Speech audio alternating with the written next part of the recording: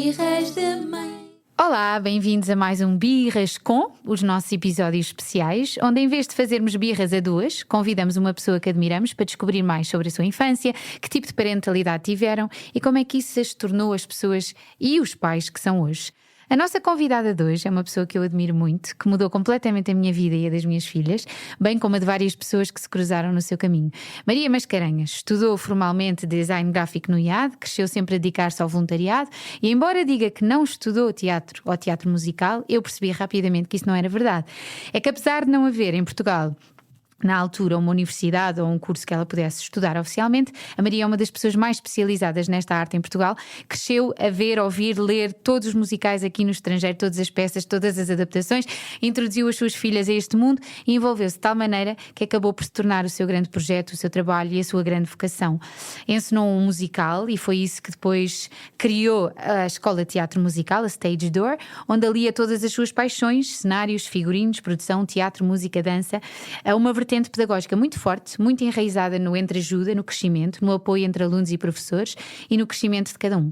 É também uma atriz e cantora, ela vai ficar corada quando eu disser isto, mas é verdade, que eu admiro imenso.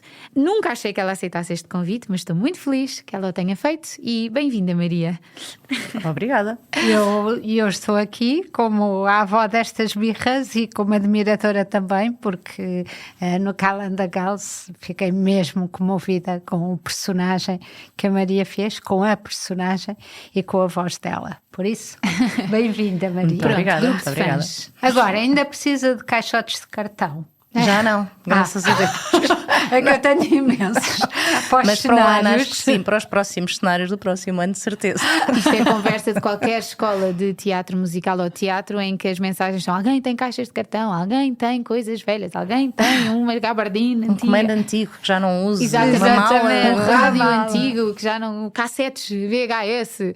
Mas eu vou fazer a primeira pergunta. Força. Maria, eu que considero uma pessoa bastante extrovertida, sempre que tentei pôr os pés num palco, nomeadamente nas peças de teatro da escola dos meus filhos, em que pediam aos pais para ir, fico completamente muda e não consigo dizer nada e sinto-me sempre como se não conseguisse encarar ser outra coisa, e mesmo quando me dão para dar um script eu mudo sempre à segunda vez, porque acho que não sei como estou a enganar as pessoas por estar a repetir a mesma coisa. E portanto, como estamos aqui num birras de mãe, isto resolvia-se se eu tivesse ido para a Stage Door em pequenina. Eu acho que não se resolvia se tivesse sido em pequenina, eu acho que ainda se resolve agora. Essa é que é a grande questão, porque eu sou extremamente envergonhada, sou extremamente tímida e sempre fui a vida toda. Aliás, o meu marido goza comigo porque quando vamos a algum lado, ou quando íamos a algum lado, que agora já estou um bocadinho diferente, eu ia sempre atrás dele. Ele era o meu escudo e dizia: vais à frente, diz olá a todos, e eu apareço por trás e digo olá baixinho. E o que é um facto é que também só comecei a fazer isto há 10 anos atrás, ou há 12, muito devagarinho, e só há 4 é que comecei a fazer um bocadinho mais à séria a nível amador, não é?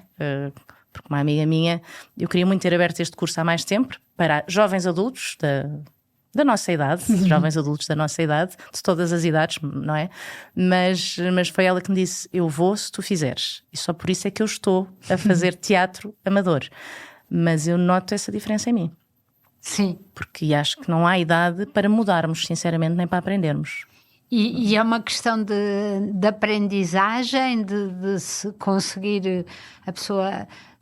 Os ingleses dizem o self-conscious, o ter esta sensação do corpo, não sei, este medo ridículo, eu acho que se calhar é isso, não é? Não sei. Eu acho que sim, eu acho que sim. Eu acho que quando nós somos mais novos não temos essa noção. O medo do ridículo é uma coisa que não acontece, e com a idade até uma certa altura, porque nós no Calendar tivemos 2 exemplos extraordinários de alunos, o tio Pepe e a tia Maria João, carinhosamente tratados por todos, com septuagenários, mas que pareciam ter 20 anos, que nos ensinaram exatamente isso.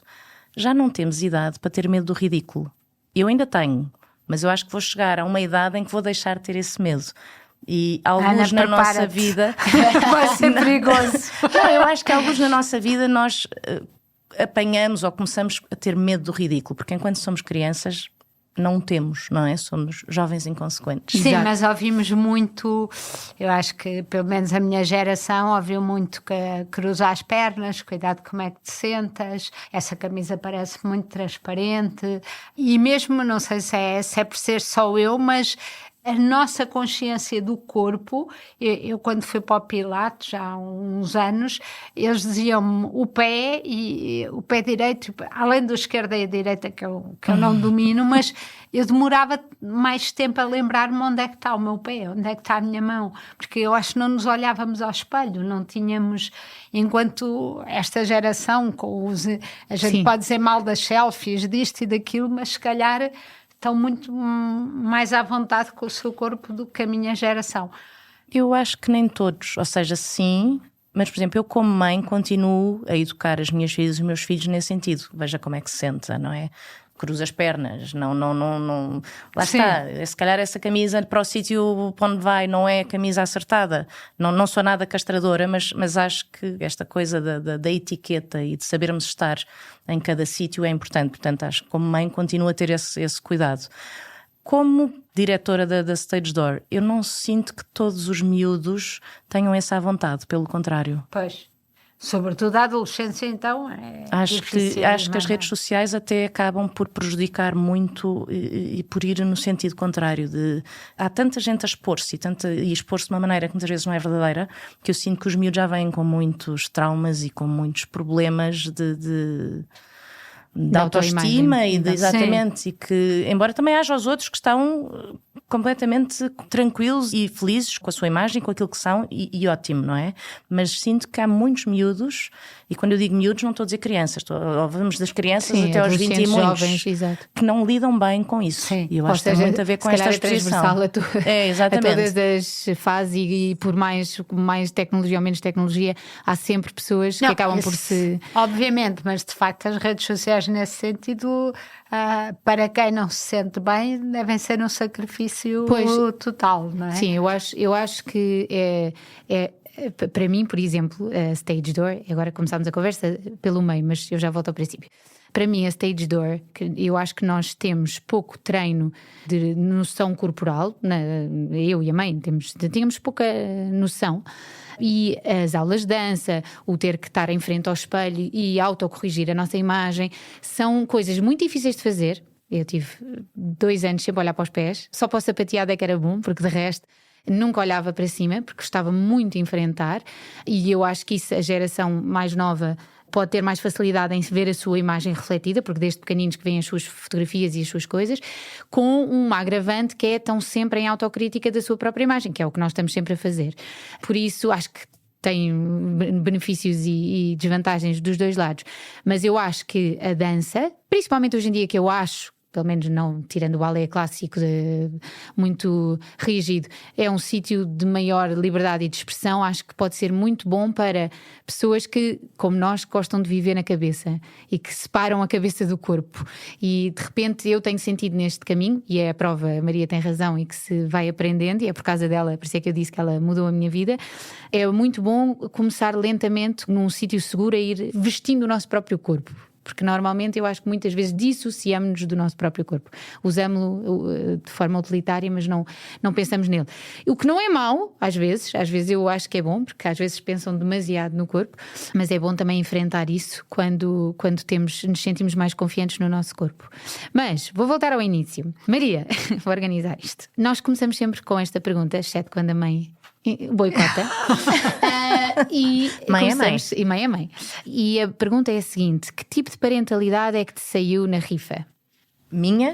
Os teus pais, a tua infância, como é que... Olha, os meus pais divorciaram-se quando eu tinha 4 anos. Portanto, logo aí eu tive uma infância diferente da maior parte dos meus amigos. Mas também tive muita sorte. Para já tive 2 referências de mães e de mãe e avó, que graças a Deus os meus filhos também as tiveram e têm.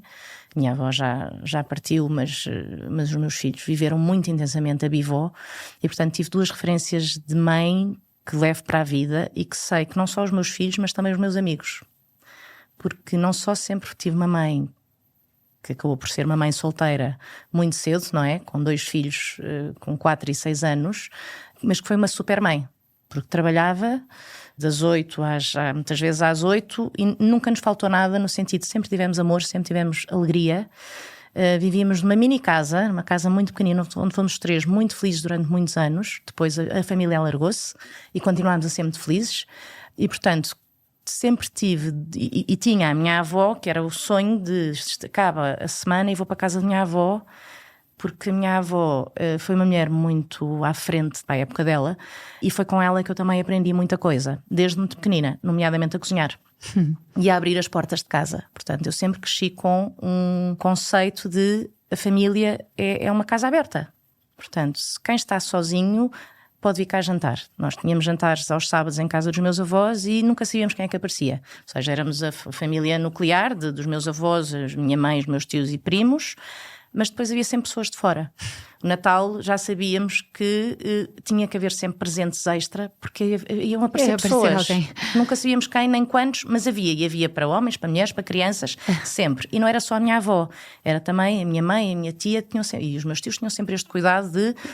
Havia os presentes para a família e para os outros. E, portanto, eu cresci com este exemplo de 2 super mulheres que sempre deram tudo aos outros, fosse família ou não. Portanto, o voluntariado e o amor ao próximo também começou aí, desde muito cedo, de uma forma muito natural. Não estavam propriamente inscritas ou faziam parte da associação, de organizações. Era preciso fazer, faziam. Metiam as mãos à obra e faziam. E, portanto, tive esta sorte. Também tive um pai que fomos aprendendo a conhecer-nos por causa do divórcio, não é? Porque na altura não havia esta coisa da guarda partilhada. Portanto, de 15 em 15 dias eu estava com o meu pai aos fins de semana e também fui aprendendo e fomos nos conhecendo. Mas sempre tive, de facto, esta mãe e avó muito presentes na minha família e que foram um exemplo incrível. De mulheres, de mães, de amigas, de tudo aquilo que eu via. Portanto, eu cresci com 2 referências que para mim foram essenciais e que eu sempre pensei, se eu for metade do que a minha mãe ou a minha avó são, eu já vou ser feliz e acho que os meus filhos vão ter sorte. E vão ser felizes também. Sim, e, portanto, foi muito isto. Mas sempre fui muito feliz. Apesar de, na altura, havia muito poucos miúdos com pais divorciados, nunca senti que fosse menos ou que tivesse menos que os outros. Também aprendemos a dar muito mais valor às coisas. Que tinha. E depois, escola, como é que foi a tua... Escola, sempre estive em escolas públicas e adorei. Aquela coisa dos colégios, minha mãe não podia, mas também... Não precisei, nem queria, fui muito feliz. Eu era daquelas que, apesar de muito envergonhada, dava-me com todas as pessoas. Portanto, nunca fiz distinção entre ninguém. Éramos amigos e pronto. Portanto, até assim, mais à frente, até recebi assim, uns comentários de pessoas que me diziam: porque é que te dás com esses? Sim, sim. Não são como nós. E eu não via as pessoas dessa maneira e tive essa sorte exatamente porque a minha mãe e a minha avó também não, também o exemplo era esse. E, portanto, fui muito feliz na escola, era ótima aluna, sempre gostei muito de teatro musical, mas não havia, lá está. Exato. E, portanto, fui um bocadinho condicionada ao que é que eu vou fazer, o que é que eu não vou fazer. Gostava na altura de ser várias coisas, acabei por desistir de medicina, porque tive uma professora de Físico-Química que não gostava de mim e me disse: eu nunca te vou dar notas. E, portanto, não fui. E acabei por ir atrás dos meus amigos e fui estudar gestão. Que era aquela coisa que se estudava quando não sabia bem o que é que sabia fazer. E no 4º ano pensei: vou ser infeliz. E fui infeliz durante esses 4 anos, não é? E, portanto, nessa altura eu já tinha namoro com o João. E o João já tinha acabado o curso, estava em África a fazer missão, foi um ano para a África fazer como leigo para o desenvolvimento. E eu disse: João, eu quero mudar de curso.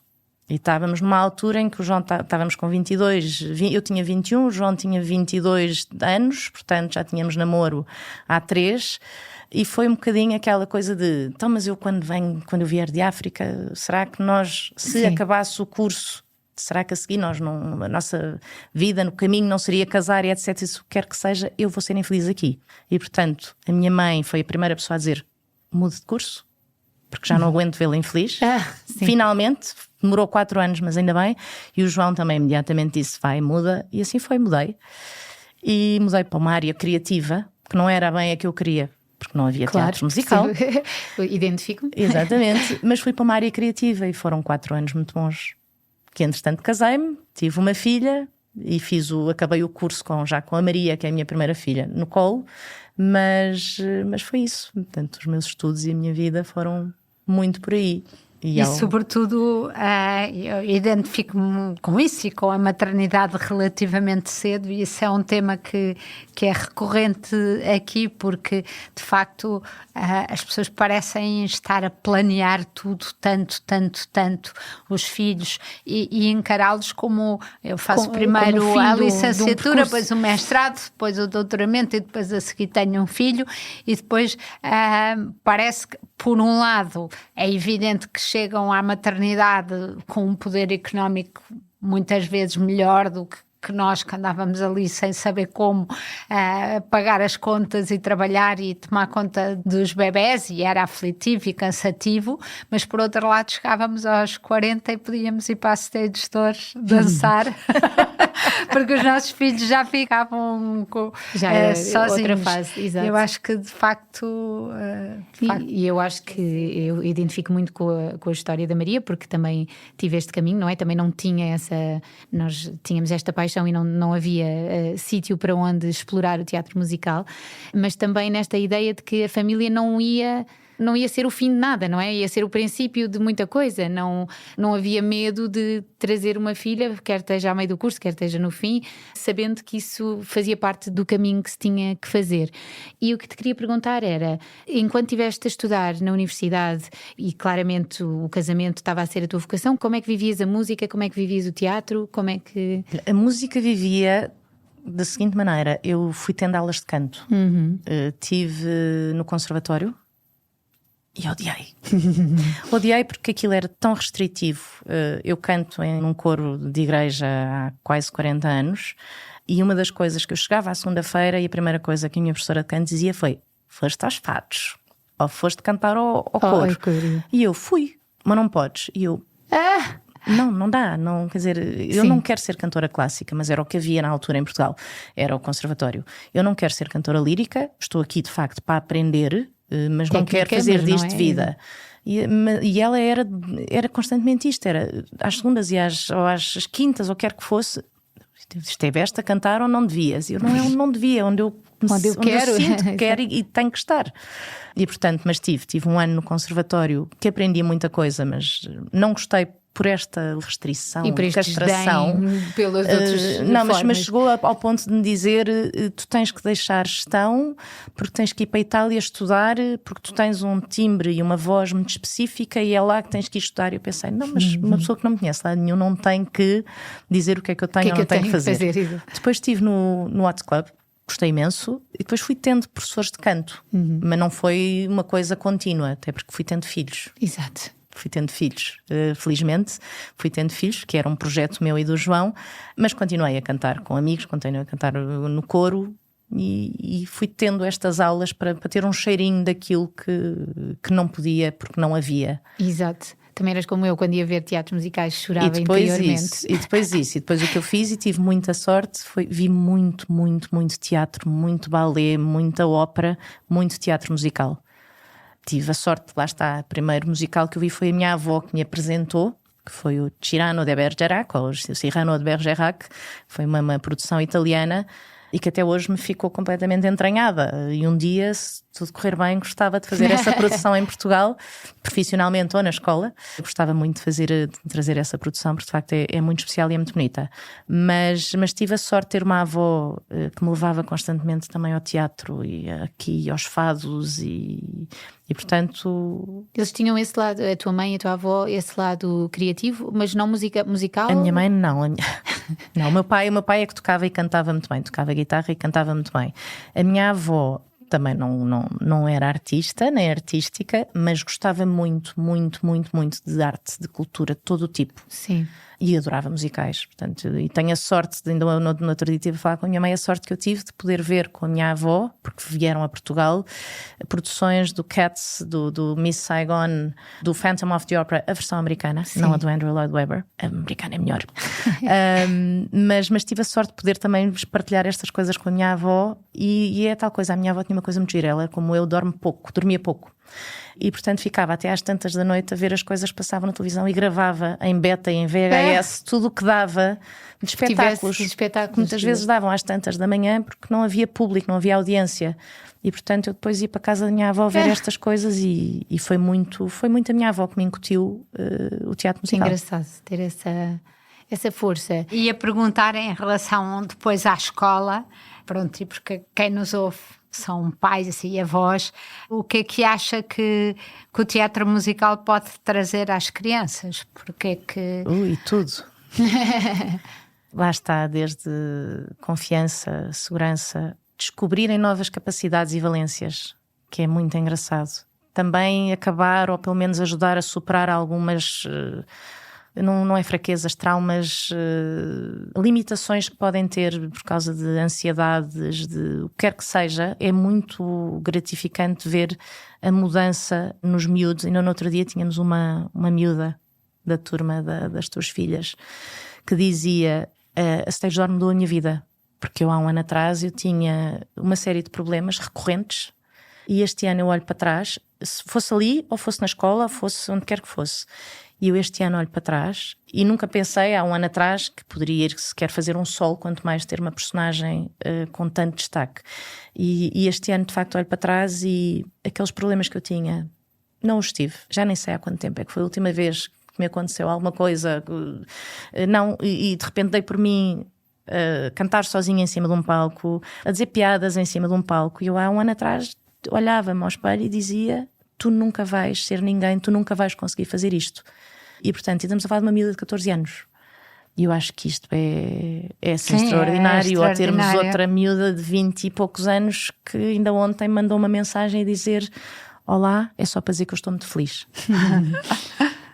E neste momento eu sei o que é ser feliz, coisa que eu não sabia há muitos anos atrás. E eu acho que tudo isto é... Claro, é isto. Sim, um dos nossos professores dizia no discurso dele, no final do musical, que eu não digo, não sou eu, mas eu acho que é a Stage Door, por causa dos professores que tenho e dos alunos que também tenho, mas que eu sou mudadora de vidas. E eu acho que a Stage Door, e o projeto Stage Door e a maneira como está pensado, e os professores que eu tenho, que são fundamentais para que isto aconteça, são mudadores de vidas, de facto. Portanto, a ideia, no fundo, também é... Porque o que nós às vezes vemos nos filmes, etc., que acaba por ser um mundo altamente competitivo, onde as pessoas também, para ter o lugar, são capazes... Pronto, portanto, uma reprodução, no fundo, da escola, etc. A Stage Door tem uma filosofia diferente. Completamente diferente, porque eu também... Eu depois, aos 40 anos, fui estudar para uma escola de teatro musical que me permitiu, com 40 anos, estudar, e as minhas filhas tiveram nessa escola e tive e noutra, e eu percebi, e por isso é que também surgiu a Stage Door. Essa já não é em Portugal? Em Portugal. Sim. E eu percebi o que é que eu não gostava. Ou seja, aprendi muito, e elas também, mas eu percebi o que é que eu não gostava e o que é que estava mal. E essa história da competição estava muito presente nessas escolas e continua, ou pelo menos daquilo que me tem chegado. Mas havia muito essa coisa da competitividade e não pode ser, porque se tudo correr bem, aquelas pessoas vão trabalhar um dia todos na indústria, vão trabalhar juntos e vão ter que saber estar uns com os outros e saber trabalhar em equipa. Mas sim, há muito esta coisa da competitividade. Sim, sobretudo porque esses papéis, no fundo, há um principal, ou dois principais, ou três. Portanto... Mas essa é que é a questão que eu acho que é tão valiosa para a vida, ou seja, que é tão pedagógico para a vida, porque aquilo que se trabalha, e eu vejo com as minhas filhas, isto obriga a trabalhar tanta coisa, porque isto tem dois lados. Por um lado, há uma competição. A pessoa quer aquele papel, ou sonhou com aquele lado, ou com aquela personagem. Por outro lado, mal passa essa fase, tem que se reconstruir o grupo todo outra vez e fazer, porque vão todos trabalhar em equipa, portanto já vai-se ter que passar de competidores para parceiros em momentos de muita vulnerabilidade, porque toda a gente está sempre em grande vulnerabilidade quando está em palco. Completamente dependentes uns dos outros. Completamente dependentes uns dos outros, se um falha o outro falha também, portanto passa a ser um jogo de equipa total, e essa constante exercício de, olha, eu quero, de pequeninos, olha, eu e a minha melhor amiga queremos o mesmo papel, incrível, estamos super nervosas, mas eu fico contente por ela, mas ao mesmo tempo fico triste por mim, ao mesmo tempo achei que o papel dela era melhor, mas depois fiz o teatro e no final percebi que o meu era melhor, porque... Ou era igualmente bom, ou era, não é importante. O melhor... Mesmo a ideia do melhor, isso é uma das coisas que se vai desfazendo lentamente, que é porque é que o principal é melhor, parece que é o que tem mais destaque, mas depois na verdade nem dança, porque está sempre na mesma postura e já não tem nada de especial para fazer, e os outros estão lá a dançar e a divertir-se imenso. Ainda no outro dia houve uma amiga minha que foi ver o Matilda, que é uma produção em Londres, espetacular, tudo incrível, e a Matilda, e o sonho era ser a Matilda e os filhos, e depois elas olharam e disseram, mas a Matilda perde quase todas as coisas divertidas, o ensemble é incrível, entram de trotinete, andam de balões, fazem não sei o quê, e a Matilda está lá ali sempre a cantar, a olhar, pronto. Por isso, de repente, as coisas têm muito mais camadas, porque há um lado que é muito melhor para interpretar e por outro lado é um desafio, por outro lado eu já fiz aquela personagem que é fazer outro. Pronto, é um mundo inteiro de coisas que vão muito além de, às vezes, eu sempre tive esta coisa, as pessoas diziam, via muitas vezes aqueles discursos, a arte salva, a arte cura, a arte, e eu achava mesmo tipo, que, pronto, tipo, não via como mais uma daquelas frases clichê, e só depois, e penso tanto nisto, porque às tantas a pessoa está ali tão envolvida, ocupa tanto tempo, tanto espaço, tanto dinheiro, tanta coisa, e a pessoa pensa, porquê que eu estou a fazer isto tudo, não é? Para acabar para fazer um teatro, parece que estamos a brincar, não é? Estamos a fazer uma brincadeira, e depois sempre que estou lá no processo penso, mas de facto isto é o que mais falta aos seres humanos, é brincarem uns com os outros, é mesmo ter esta liberdade que não têm na vida de tentar outras sensações do corpo, tentar outras posições do corpo, tentar dizer outras coisas que nós nunca diríamos, ser uma pessoa que não se é, mas ao mesmo tempo descobrir que parte de dentro de nós é essa pessoa. Exatamente. Porque há outras partes que são, e então isto em termos pedagógicos é muito grande. É muito espetacular se não for contaminado por só esta primeira camada de Sim. Quem é que tem mais destaque, quem é que fica mais tempo em palco. E isso é um trabalho que eu acho que a Maria sempre quis fazer de forma diferente. Eu acho que essa foi a grande diferença. Para além de, e eu não tenho ainda muita experiência, mas pelo que vou vendo, para além de uma inclusão muito grande em termos de acesso à escola, ou seja, não só de idade, mas também de neurodivergências ou de deficiências ou de ter acesso à escola. Porque, há espaço para todos. Pois, porque na verdade nós em conjunto já ouvimos muitos relatos de pessoas que, tendo alguma deficiência ou tendo alguma neurodivergência, não foram aceitos em escolas de teatro. E isto é grave, não é? Porque isto é retirar uma camada inteira, tirar essa possibilidade a várias pessoas. Por isso é que eu acho que o trabalho da Stage Door é tão único. Mas conta-nos como é que começou. Quer dizer, como é que eu sei que tu ainda não contaste, mas no teu processo ainda fizeste uma marca de roupa? Fiz, porque lá está, eu acabei a faculdade já com uma filha no colo. E assim, numa primeira entrevista dizem-me, que bom, já tens uma filha, portanto agora tão cedo não vais voltar a ser mãe. Pai, daqui 5 anos talvez. E eu a pensar, não, eu quero ter uma família grande, porque sempre quis ter uma família grande. Não Quantos vou esperar. Filhos é que tem? Tenho 5, 3 raparigas e 2 rapazes. Eu não vou esperar 5 anos para ter outro filho, ou seja, não vou esperar, não quero esperar, não quero esperar, não é 5 anos para exatamente. Portanto, percebi e falei com vários amigos que trabalhavam na área da publicidade e do design e que me disseram, esquece. À primeira vais para a rua, engravidas e vais para a rua. E portanto, eu e o João tomámos uma decisão muito ponderada, quer dizer, nós somos muito práticos. Semi-ponderada, porque nós somos muito práticos, que é, compensa ou não eu ir trabalhar e termos que pagar uma creche, o que quer que seja, para ficar neste caso com a Maria e depois mais tarde com os outros que virão, se tudo correr bem, que virão a seguir. E optámos por eu ficar em casa.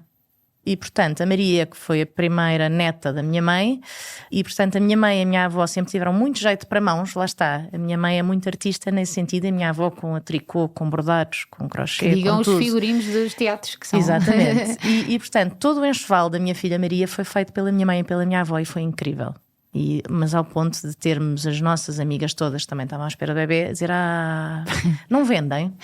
Então eu pensei, bem, estou em casa, gosto de design, sempre gostei de desenhar também roupa, porque é que eu não começo uma coisa de roupa para bebê? E assim foi. Portanto, com a minha mãe começámos a vender enxoval para os filhos dos nossos amigos. E isto, a certa altura, não sei como, houve uma que veio por alguém amigo que me comprou uma série de peças de casacos e de coeiros e camisas para o filho, e por coincidência ou não ela ia abrir uma loja de roupa para crianças. Certo. Então de repente fez-me uma encomenda de 300 peças e eu pensei, eu não estou preparada para isto. Entretanto estava à espera da Leonor, estava grávida da minha filha Leonor, e pensei, para fazer isto tem que ser uma coisa a séria. Portanto comecei uma marca de roupa para criança. Então meti-me com a minha mãe, fomos as duas para o norte, para as fábricas, e foram anos muito divertidos, porque as pessoas do norte são incríveis e estas pessoas que trabalham nas fábricas ainda mais incríveis são, de simpatia, de disponibilidade, de tudo.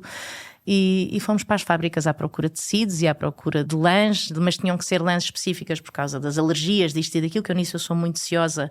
Tem que ser tudo português, tudo 100% algodão, tudo 100% lã, ou com coisas hipoalergénicas. Portanto, foi uma altura muito gira da nossa vida, e assim surgiu a Vaca Cocoró. Tinha que ser um nome diferente, porque eu não acho graça a coisas assim muito banais, mas tinha que ser a Vaca Cocoró, que era uma vaca que queria ser galinha. Já queria no teatro. Um bocadinho. E depois isto foi crescendo, fomos vendendo para mais lojas, fui arranjando costureiras e tricotadeiras, porque a certa altura eu e a minha mãe já não conseguíamos dar vazão à coisa, e foi crescendo, e um dia abrimos uma loja. Pronto, abri uma loja em 2007, estava eu grávida do Manel e o João diz, tens um mês para abrir a loja, portanto tens que fazer obras, tens que ter tudo, e assim foi. E 7 anos depois, por questões de saúde de um dos meus filhos, acabei por ter que fechar a loja, mas em compensação, como tive que ficar em casa para poder acompanhá-lo, em compensação fiquei com mais tempo para mim. E foi aí que surgiu então a hipótese de ir estudar teatro musical, fazer algumas coisinhas, e assim foi. Portanto, fui estudar teatro musical. E entretanto as tuas filhas, depois foste introduzindo o teatro musical na vida delas, calculo. É mais uma família, vão entrar. Mais uma família. Eu sempre que eu olho, um ano. Eu olho para a minha filha Ana, às vezes estou em casa e estou preocupadíssima o que é que eles estão a jantar, e se tenho que pedir para ver se lhes deixo lá no frigorífico e não comem, coisas assim, e estou eu preocupada e tal, e depois de repente manda-me um vídeo de todos nas escadas a cantarem a família Von Trappes, o So Long, Farewell. Estive eu aqui a angustiar-me, e felizmente. E nós a viver da arte. E vocês a viver da arte. Mas é tão bom, não é? Não, é a melhor coisa, é ter outras vozes para harmonizar. Mas tu começaste com 1 ano? As tuas filhas? Não, ou seja, a primeira vez que a Maria foi um musical foi com 1 ano. Sim. Para ti era claro. ar que respira, não é? Sim, musical, teatro, mas o primeiro que ela foi ver foi de facto um musical. A Leonor foi com 3 meses. Pronto, já era a segunda, já, portanto, já não esperava, exato. Exatamente. Mas eu desde pequeninas, que eu e o João levávamos ao teatro, ao balé, concertos de chutes e pontapés. Tudo mesmo, porque eu ouvia muita música, cantava muito em casa. Elas cresceram na minha barriga a cantar, claro, em São Sebastião, não é? Exato. Portanto, mal nasceram, lá iam elas também para o coro. E foi assim, foi desde muito novas que...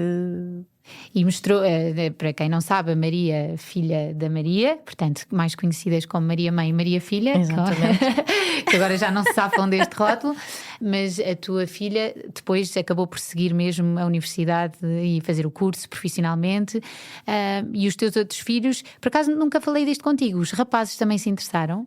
Ou não? Não. A Maria e a Leonor fizeram teatro musical muito novas, a Leonor até foi a primeira. Uhum. Ela protagonizou um musical que se chamava Amigos para a Vida.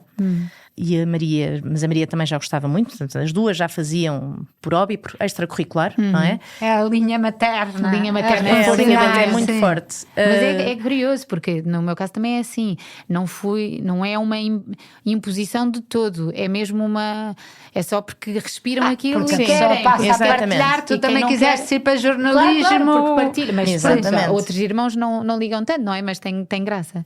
A Carminho canta lindamente, mas diz que não canta e tem vergonha, e porque eu acho que é muito porque as outras de facto têm muita facilidade e procurar nichos de mercado. Os rapazes têm outras virtudes. Embora o Francisco adore cantar e passam a vida Francisco, calce! mas gostamos todos muito de música, mas não, os rapazes não saem. Lá está, ajudam imenso os 5, sem sombra de dúvida, ajudam muito nas produções, com o trabalho, os rapazes com o trabalho braçal, não é? Claro.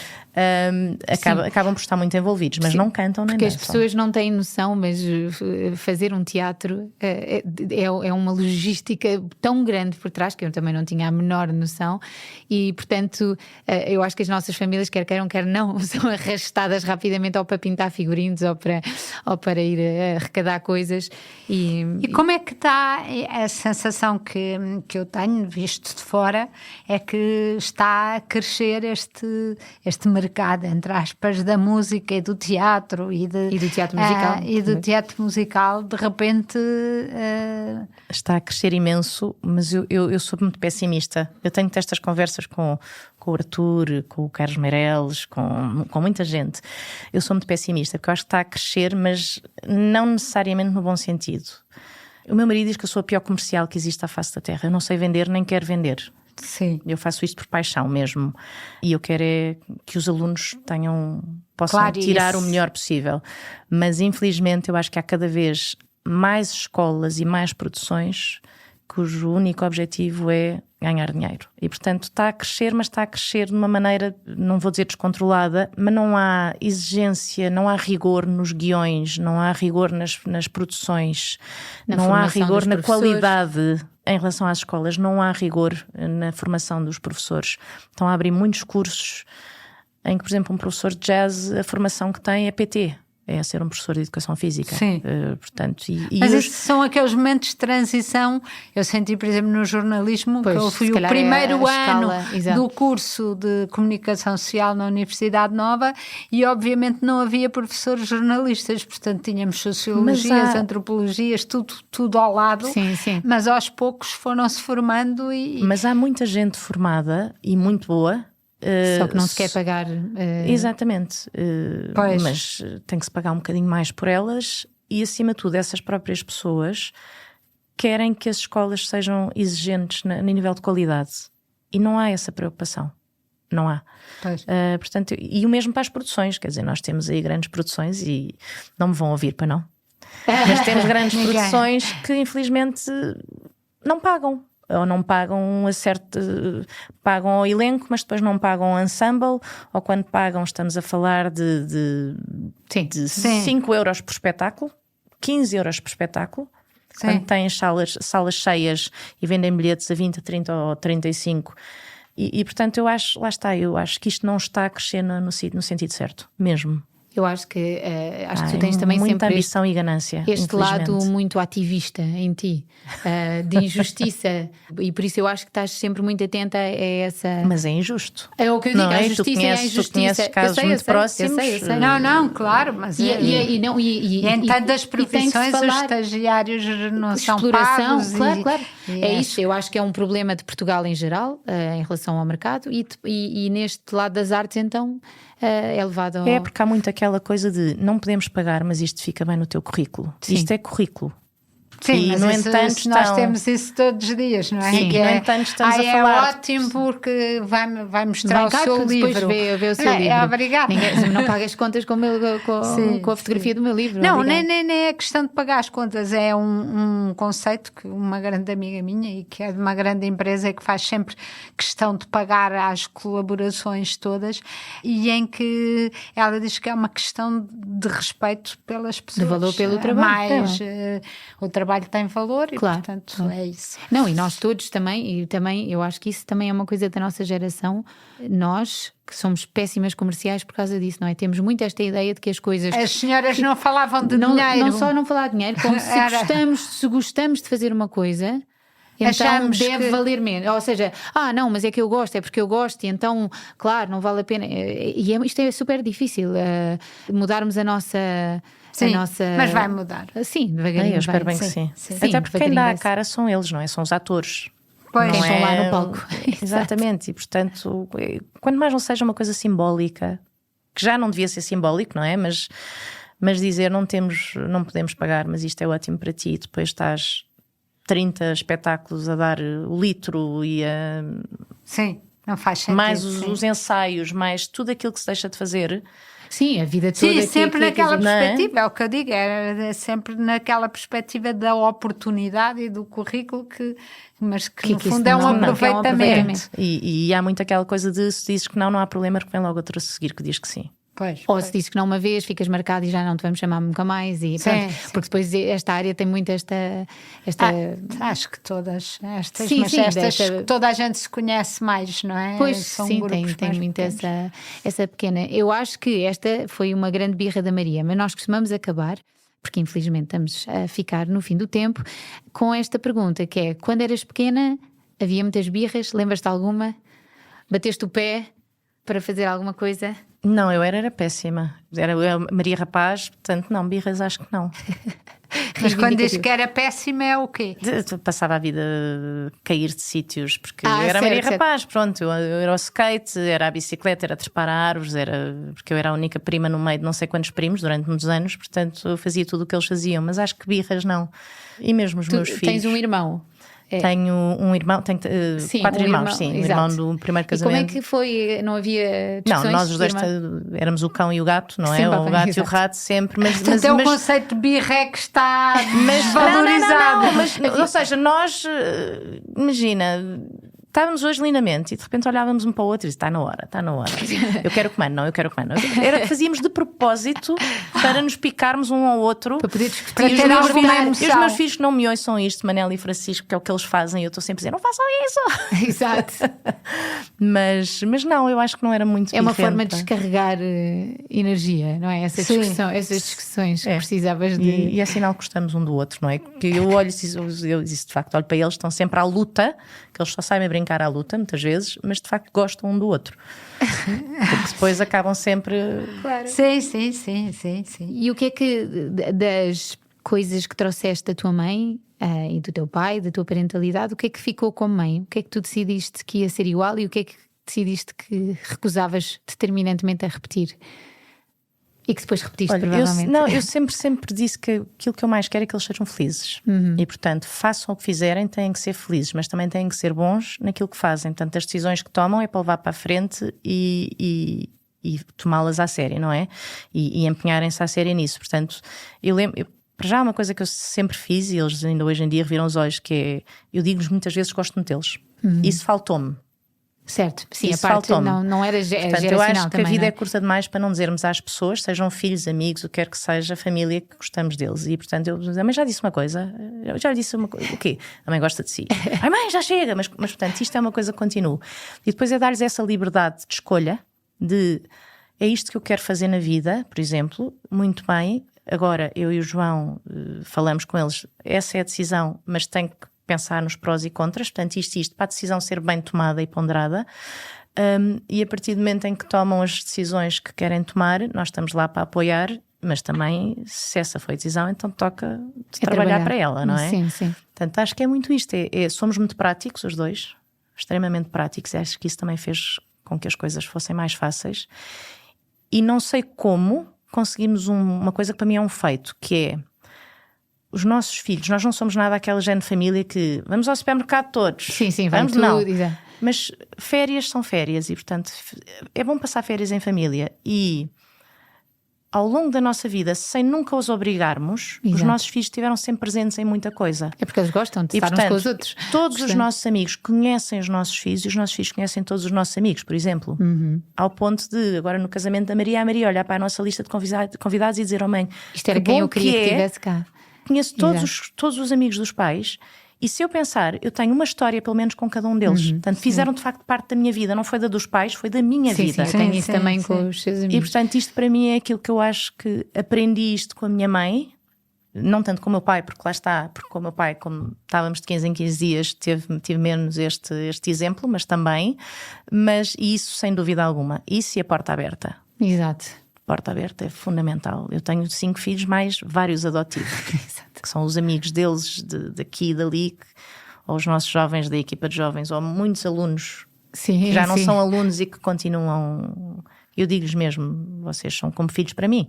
Portanto, é esta coisa de a porta aberta, o serem felizes, mas com ter noção daquilo que escolhem, não é? E trabalharem para isso. E esta coisa de que isso faltou-me, de eu gosto muito de si e gosto muito, e não há mal em dizer, tem mal em dizer, e se pedir desculpa. Exato, também, que também nós não... também erramos, não é? E se não somos exemplo, se nós não damos o exemplo de pedir desculpa quando erramos, então... Sim, como é que modelamos isso, não é? Isso, a mãe, como a casa da Maria é aberta, vamos lá almoçar no próximo sábado? À vontade. Próximo sábado estou no Amélie. Eu também Mas vou ver. Seguir, eu ver. Pois é, já agora fica o convite. A última produção deste ano da Escola da Stage Door é a Amélie, que muita gente conhece o filme. Vale muito, muito a pena ver. Há 2 elencos, vale a pena ver os 2, portanto, não sei, olhem. E é de Santa Joana Princesa, 11, 12... 10, 11 e 12. 10, 11 e 12. Podem ver Ticketline. Ticketline. É? Pronto. E Maria, muito obrigada por teres vindo. Adorei. Obrigada eu. Adeus, mãe. Adeus, Ana. Até daqui a bocadinho. Até à próxima. Para não perder os novos episódios, subscreva este podcast do Público na sua aplicação preferida. Para além deste programa, há mais para descobrir em público.pt/podcasts. O Público fica no ouvido.